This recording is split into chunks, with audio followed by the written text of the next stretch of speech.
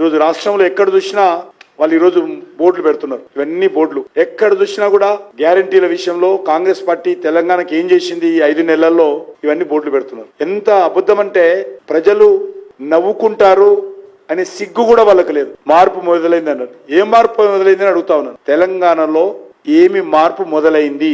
కల్వకుట్ల కుటుంబ పాలన పోయి మరొక కుటుంబ పాలన వచ్చింది. సోనియా గాంధీ కుటుంబ పాలన వచ్చింది. రేవంత్ రెడ్డి హామీలు ఇచ్చి గాడిద గుడ్డిస్తున్నాడు ప్రజలకు. 28,942 ఉద్యోగాల భర్తీ అన్నాడు. గత ప్రభుత్వం చేసి పెండింగ్ లో ఉన్నటువంటివి వీళ్ళు వచ్చిన తర్వాత రెడీ ఉన్నటువంటి అపాయింట్మెంట్ లెటర్స్ ఇచ్చి ఈయన ఖాతాలు వేసుకుంటున్నాడు. ఇంకా 1వ తారీఖున ఉద్యోగాల జీతాలు ఇస్తున్నారట.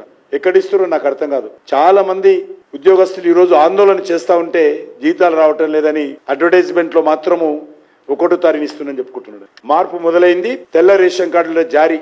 ఒక్క కార్డు అయినా ఇచ్చాడు అడుగుతా ఉన్నాను. సింగిల్ కార్డు ఈ 5 నెలల్లో ఏ ముఖం